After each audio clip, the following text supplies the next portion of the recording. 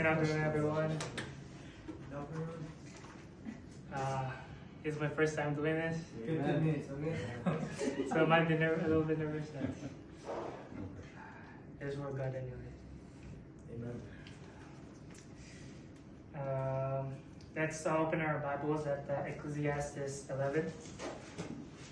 I'll read the full chapter. Say amen if you're there. 11. Amen. And the first verse says, Cast thy bread upon the waters, for thou shalt find it after many days. Give a portion to 7 and also to 8, for thou knowest not what evil shall be upon the earth. If the clouds be full of rain, they empty themselves upon the earth. And if the tree fall toward the south or toward the north, in the place where the tree falls, there it shall be. He that observeth the wind shall not sow, and he that regardeth the clouds shall not reap. As thou knowest not what is the way of the Spirit, nor how the bones do grow in the womb of her that is with child, even so thou knowest not the works of God, who maketh all. In the morning sow thy seed, and in the evening withhold not thine hand, for thou knowest not whether shall prosper either this or that, or whether they both shall be alike good. Surely the light is sweet, and a pleasant thing it is for the eyes to behold the sun. But if a man live many years and rejoice in them all, yet let them remember the days of darkness, for they shall be many. All that cometh is vanity.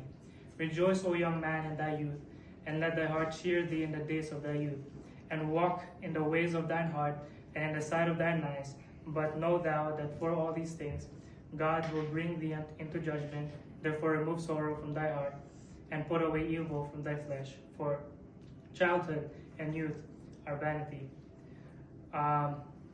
The title for my sermon here is Remember Now Thy Creator. It's a small reminder, because this chapter it calls to start serving God now, right at the moment that you got saved, even us at a young age as well. While we still have the strength, that we're still young, we have the energy, and it's not just about remembering God that He exists. It's also that about putting Him first and second everything else. Amen. And that because we have to remind ourselves that as we continue to grow, life gets harder. Regrets pile up. And starting early, will help us to build that foundation as well. That's right. So we should serve God with purpose and to not wait. I'll have 3 points here in my sermon here, but I'll try to get to them as fast as I can. But it says here in verse 1, it says, Cast thy bread upon the waters, for thou shalt find it after many days. Give a portion to 7 and also to 8, for thou knowest not what evil shall be upon the earth. This verse, it speaks about generosity as well. But it's also a bit more than that. It's not just our finances or finances. It's more about a mindset, a way of living, because we tend to cling into what God gives us. We tend to not want to give it away so easily, and because it's like and we think we forget that when we give, we forget that God is all the sources of our blessings, all the things that we receive. And we have to remember that it's okay to give generously, because God is not also calling us to give. He's also calling us to trust in Him as well. Because these verses, it challenges the idea of our self-preservation as well.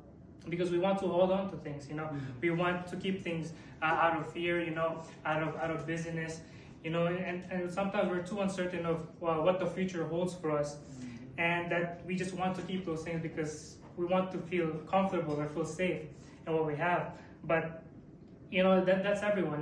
For us young people, we might want to hold back our energy, our creativity, our time, our influence, thinking I'll use it for God later.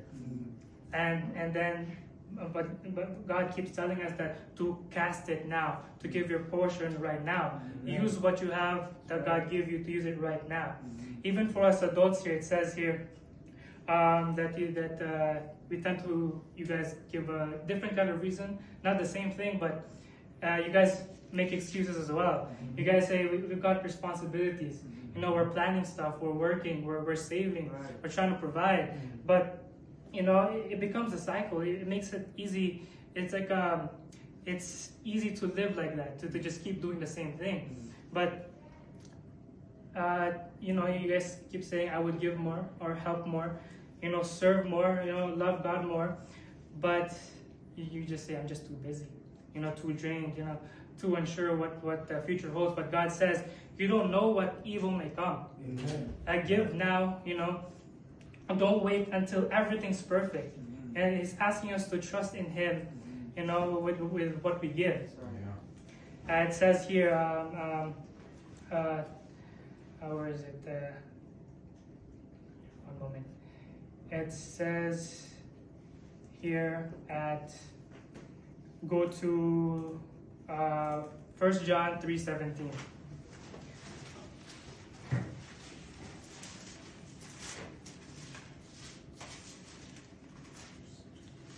We gotta remember that if we keep always keeping everything for ourselves, you know, our time, our money, our energy, how can, you know, the love of God be in you?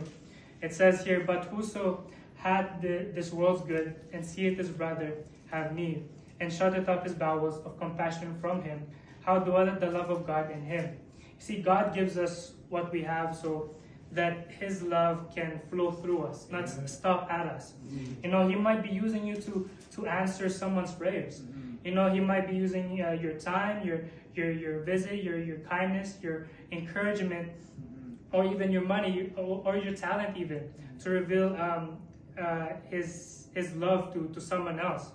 You know, and when you do, that same love blesses you as well. You gotta remember that. It doesn't just enrich you in heaven, it also enriches you in your heart, your faith, your testimony as well. Because it says here in Proverbs 12:24-25, there is that scattereth and yet increaseth, and there is that withholdeth more that is meat, but it tendeth to poverty. The liberal soul shall be made fat, and he that watereth shall be watered also himself.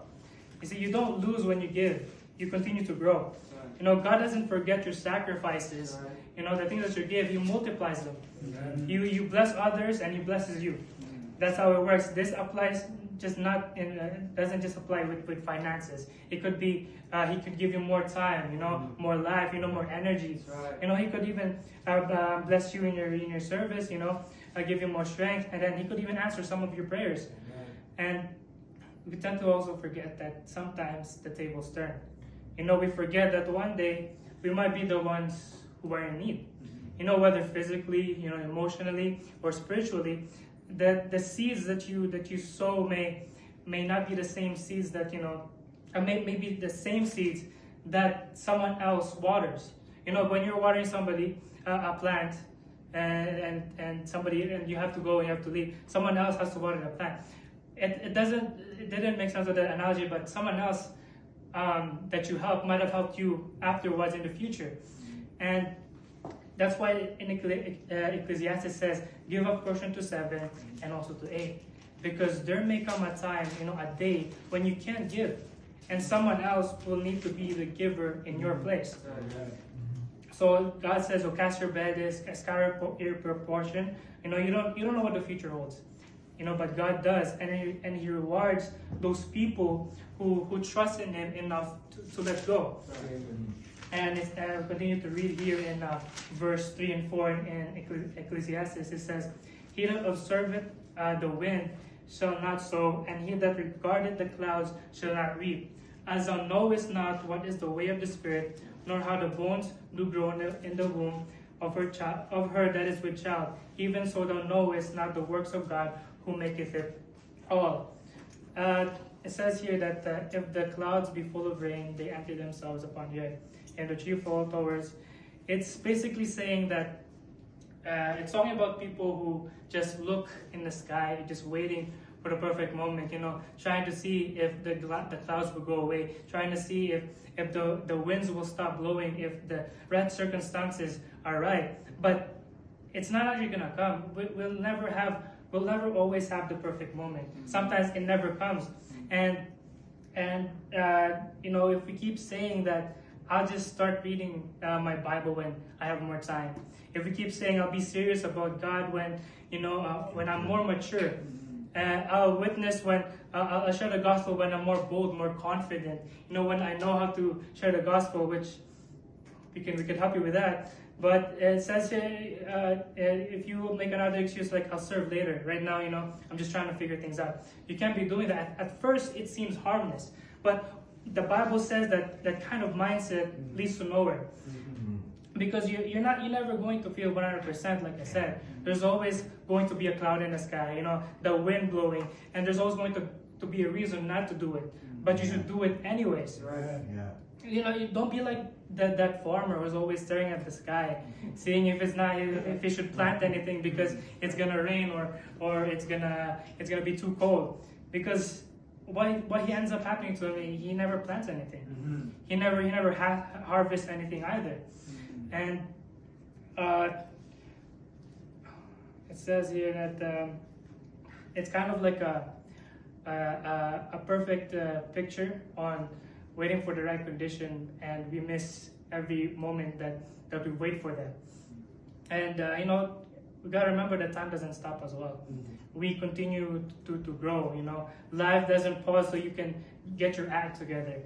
You keep growing older. You you're eventually gonna keep getting busier, and eventually you'll get weaker, and you'll notice that your chance is gone.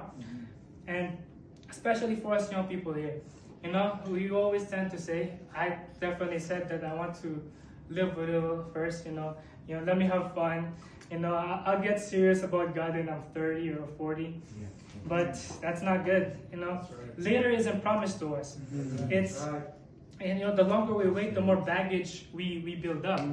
And you'll regret it, and then not just because, you wasted your time, but because you missed out on your best years, on our best years to build something for God. Shoot.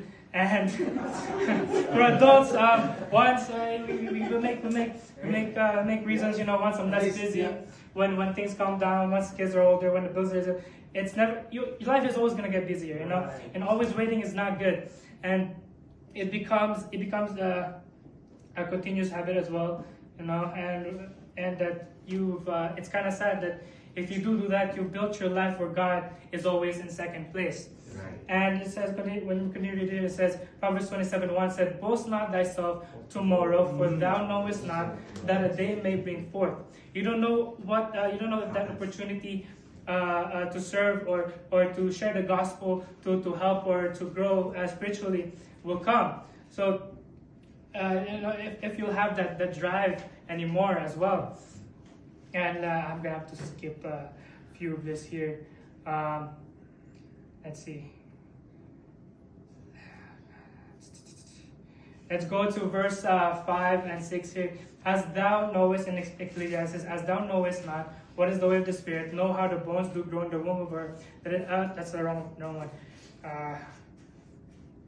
Where is it? A second point. Okay. 11 to 7 and 8. Truly the light is sweet, and a pleasant thing it is for the eyes of behold the sun. But if a man live many years and rejoice in them all, yet let him remember the days of darkness, for they shall be many. All that cometh is vanity. It's talking about here that life is good. God understands that. We've got laughter, we've got good food here. We have time for friends. Road trips, new jobs, great opportunities. And God gives us those things, so we can enjoy them as well. He gives us time to enjoy them. But this verse also reminds us that to not get lost in it. Because dark days are coming. It's true. That's fine. At least if you made an excuse that says that you're fine. I had fun. But you'll get to the end. And realize that you didn't use your life for anything eternal, nothing permanent. And yeah, sure, you're still safe. You're still going to heaven, but that part is sealed, of course. But then comes a different judgment. not about hell or heaven, but about your rewards. It says in 2 Corinthians 5:10, "For we must all appear before the judgment seat of Christ, that everyone may receive the things done in his body according to that he had done, whether it be good or bad." That's where we're heading towards. That's where we're all going to stand in front of God, not to be punished, of course, but to be evaluated, not with our sins, but what we did with what God gave us. And for some of us, we'll just be standing there, holding a pile of ashes, because everything we spent, our time and our efforts, is just going to be burned up, because all we received is wood, hay, and stubble. It says in 1 Corinthians 3:13, it says, every man's work shall be made manifest, for the day shall declare it, because it shall be revealed by fire, and fire shall try every man's work of what sort it is. Imagine giving God your life and it's empty. All those moments, all those moments we said, not yet, I'm too busy, I'm just trying to live my life, I'll serve God later. All those years of just having fun, it's all gone. There's doors. You have another minute to wrap it up. Okay. I'll go to the very end here. Where is it? I'll go to the very end. It says in Ecclesiastes 9:10, "Rejoice, O young man, in thy youth, and let thy heart cheer thee in the days of thy youth, and walk in the ways of thine heart, and in the sight of thine eyes. But know thou that for all these things God will bring thee into judgment. Therefore remove sorrow from thine heart, and put away evil from the flesh. For childhood and youth are vanity." To kind of wrap it up. So after everything we talked about, Ecclesiastes 11:1, God is telling us this simple but powerful message. Remember now the Creator, not later. Not when life slows down, not when you figured it all out, but right now, at the current moment. Amen. And this message, it speaks strong to young people as well, but it's not just us as well. Because God's not just after your age, He's after your heart as well. Right. Whether you're young or old, or older, or you guys over there, just starting or restarting. Who was it? God wants you to use whatever time you have left to live for Him. Amen. All right, thank you. Amen. That's the heart of a teenager.